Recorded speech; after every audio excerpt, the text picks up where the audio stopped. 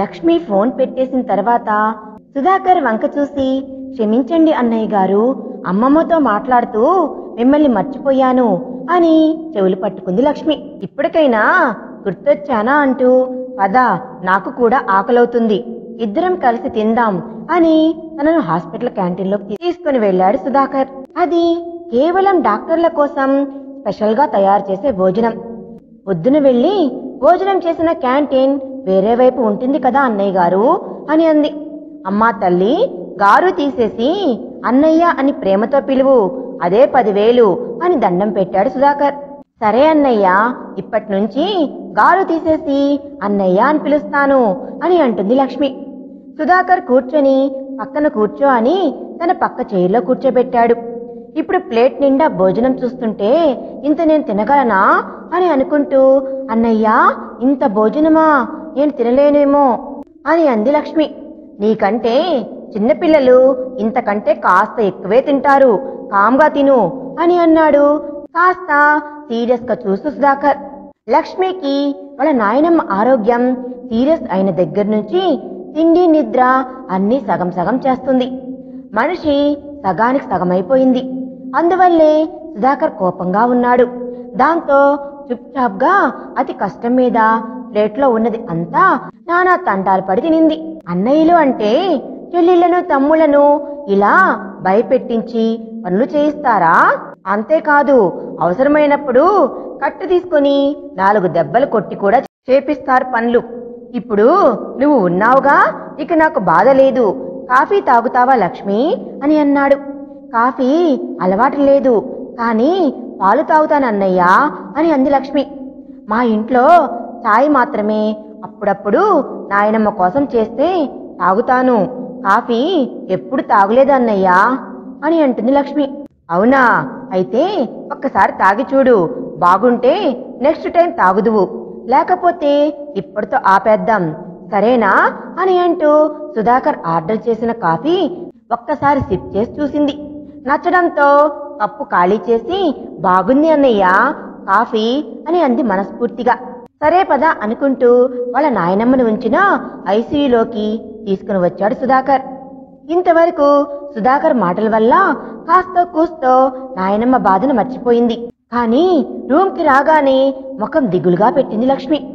లక్ష్మి, మీ నాయనమ్మకు ఏం కాదు, చెప్తున్నాను కదా, మీ నాయనమ్మను బాగు చేసే పూచి నాది. సరే పడుకో, ఇప్పటికే లేట్ అయింది అని అనుకుంటూ లక్ష్మి తల నిమిరి బయటకు వెళ్ళాడు సుధాకర్. లక్ష్మి నాయనమ్మ వైపు చూస్తే ఆమెకు మత్తు వల్ల తొందరగా నిద్రపోతుంది. గంటసేపు మెలకువ ఉంటుంది, మళ్ళీ నిద్రలోకి జారుకుంటుంది. ఆమెకు తొందరగా ఆపరేషన్ చేయించాలని అన్ని రకాల టెస్టులు చేయించడం జరిగింది. లక్ష్మి నాయనమ్మ గురించి ఆందోళన పూర్తిగా పోవడంతో ఆమె వైపు చూసి నవ్వుతూ, ఈ ఒక్కరోజు తర్వాత నీకు ఛాతీ నొప్పి పూర్తిగా తగ్గిపోతుంది అని అనుకుంటూ మంచం పైన ఒరిగింది లక్ష్మి. ఆ రోజు లక్ష్మి మనసు ఎంతో ప్రశాంతంగా అనిపించింది. మొదటిసారిగా తన దూరమైన తండ్రి ప్రేమను ఇలా సుధాకర్ అన్నలా చూపించేసరికి తనకి దూరమైందేదో దరికి చేరువైనట్లుగా అనిపించింది. ప్రశాంతమైన వదనంతో నిద్రపోయింది లక్ష్మి. తెల్లవారి 5 గంటలకు సిస్టర్ వచ్చి మేడం మేడం అని పిలిచేదాకా తను మత్తుగా నిద్రపోతుంది. సిస్టర్ తనను పట్టుకుని లేపేదాకా లేవలేదు. 2 సంవత్సరాల నుంచి లక్ష్మికి ప్రశాంతంగా నిద్రపోయిందే లేదు. నాయనమ్మకు ఏమవుతుందో అనే భయంతో ఎప్పుడూ ప్రశాంతంగా నిద్రపోయేదే కాదు. సిస్టర్ లక్ష్మిని ఆశ్చర్యంగా చూస్తుంది. నీ పక్కన పేషెంట్ని పెట్టుకుని ఇంత మొద్దు నిద్ర ఎట్లా పోయావు అని అంటుంది ఆశ్చర్యంతో. ఏమీ కాదు అని నమ్మకం వచ్చింది, అందుకే ప్రశాంతంగా పడుకున్నా. ఏమైంది సిస్టర్, నన్ను ఇంత పొద్దున్నే ఎందుకు లేపారు అని అడిగింది లక్ష్మి. మీ నాయనమ్మకు ఇనిమా ఇవ్వాలి, పొద్దున 8 గంటలకల్లా ఆపరేషన్ చేస్తారంట. డాక్టర్ గారు 4 గంటలకల్లా వచ్చేశారు.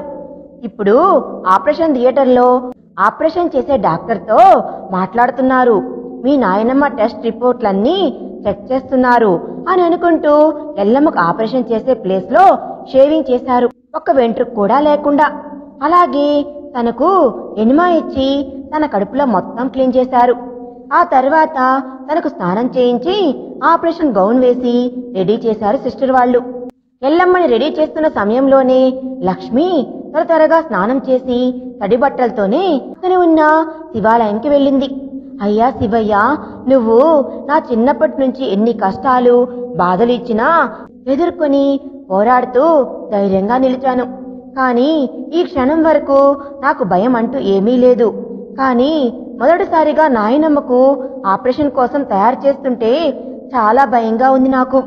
మా నాయనమ్మను మా కోసం క్షేమంగా తీసుకునిరా అని దండం పెట్టుకుంటూ శివుని దగ్గర ఉన్న విభూతి తీసుకుని వెళ్లి కాసేపు కూర్చొని ఆ తర్వాత ఆపరేషన్ అవుతుందని 4 అడుగుల్లో హాస్పిటల్కు చేరింది లక్ష్మి. లక్ష్మి వెళ్లేసరికి ఎల్లమ్మను స్ట్రెచ్చర్ మీద పడుకోబెట్టారు. ఆపరేషన్ థియేటర్ కి తీసుకుని వెళ్లడానికి సిస్టర్లు, వార్డు బాయ్ లక్ష్మి కోసం ఎదురు చూస్తూ ఉన్నారు. ఎల్లమ్మ నేను లోపలికి వెళ్లే ముందు నా మనవరాల్ని చూడాలని పట్టుబట్టంతో లక్ష్మి తడిబట్టలతో ఉండటం వల్ల హాస్పిటల్లోకి పరుగున వచ్చింది. కానీ లోపలికి రావడానికి టైల్స్ జారుతాయేమో అని కాస్త నెమ్మదిగా వచ్చింది. తను గుడిలో నుంచి తీసుకుని వచ్చిన విభూదిని ఎల్లమ్మ నుదుటిపైన బొట్టుగా పెట్టి, నాయనమ్మ నీకు ఏమీ కాదు, మమ్మల్ని మాత్రమే గుర్తుపెట్టుకో, నువ్వు నీకోసం మేము 5గురం ఎదురు చూస్తూ ఉంటాము అని ఎల్లమ్మను గట్టిగా పట్టుకొని కళ్ళు మూసుకుంది లక్ష్మి. ఎల్లమ్మను గట్టిగా కౌగులించుకొని అలాగే ఉంది లక్ష్మి. కళ్ళల్లో నుండి తనకు తెలియకుండానే కన్నీళ్లు కారిపోతున్నాయి. ఎల్లమ్మని ఆపరేషన్ థియేటర్లోకి తీసుకుని వెళ్తున్నారు. ఎల్లమ్మని తీసుకుని వెళ్తుంటే, ఒక్క నిమిషం సిస్టర్ అమ్మ, నా మనవరాలతో ఒక్క మాట మాట్లాడతాను అని అంటుంది ఎల్లమ్మ. లక్ష్మి ఎల్లమ్మని అలాగే గట్టిగా కౌగిలించుకుంది. గుండెల్లో భయం వేస్తుంది నాయనమ్మను వదలాలి అంటే. వార్డ్ బాయ్ వాళ్ళు మనసులో వదిలితే ఆపరేషన్ థియేటర్లో తీసుకుని వెళ్లిపోదామని చూస్తున్నా వార్డు బాయ్ సిస్టర్లు చాలా అసహనంగా ఉన్నారు. ఎందుకంటే డాక్టర్ ఇక్కడ వాడు కాదు, అతడు వేసే ఛార్జ్ చాలా ఎక్కువ, గంటకు ఇంత, ఆపరేషన్కి ఇంత అని ఛార్జ్ చేస్తాడు. డాక్టర్ గారు ఎంత తిడతారో అని భయం కూడా ఉంది వాళ్లకు.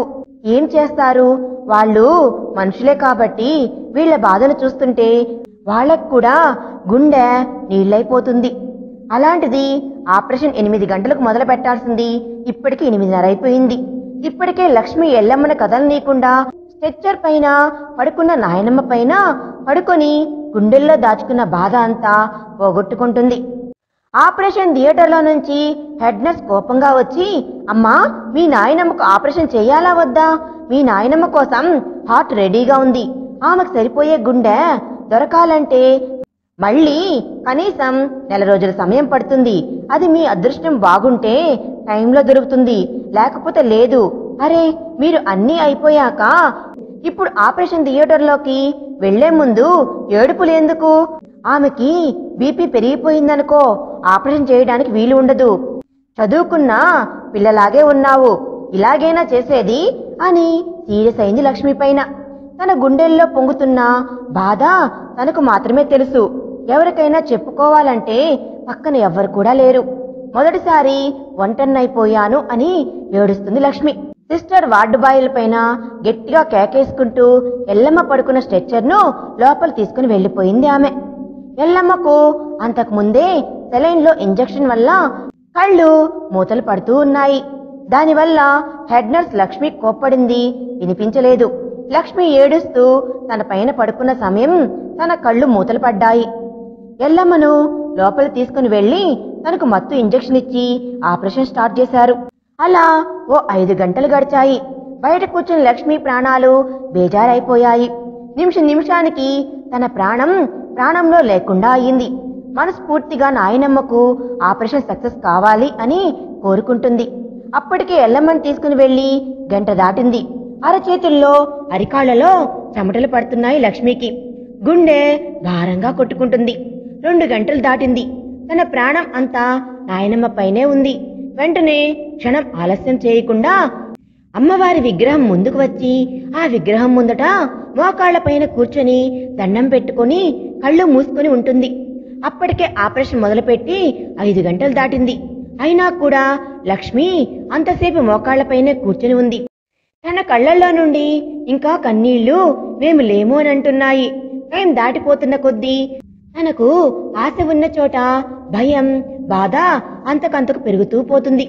కళ్ళు మూతలు పడుతూ ఉన్నాయి. ప్రో కోల్పోయే సమయానికి హాస్పిటల్కి వచ్చిన అతను పడిపోతున్న లక్ష్మిని ఒడిసి పట్టుకున్నాడు. ఏడ్చి ఏడ్చి కన్నీళ్ల నుండి కారిన కన్నీళ్లు చారికలయ్యి అమాయకమైన ముఖం, తలపైన దెబ్బ తగిలి బ్యాండేజ్ వేసి ఉంది. లక్ష్మిని పట్టుకోగానే అతనికి నిన్నలాగా తన గుండె సడి అమాంతం పెరిగిపోయింది.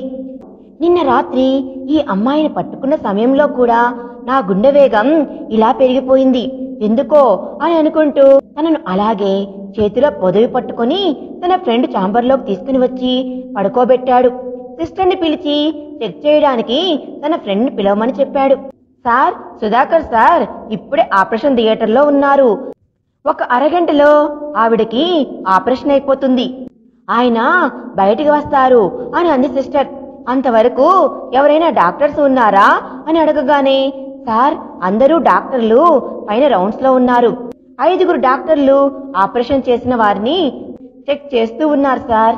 ఈ అమ్మాయికి చాలా సేపటి నుండి మోకాళ్లపైన కూర్చొని ఉండటం వల్ల కళ్ళు తిరిగి పడిపోయినట్లుగా ఉంది.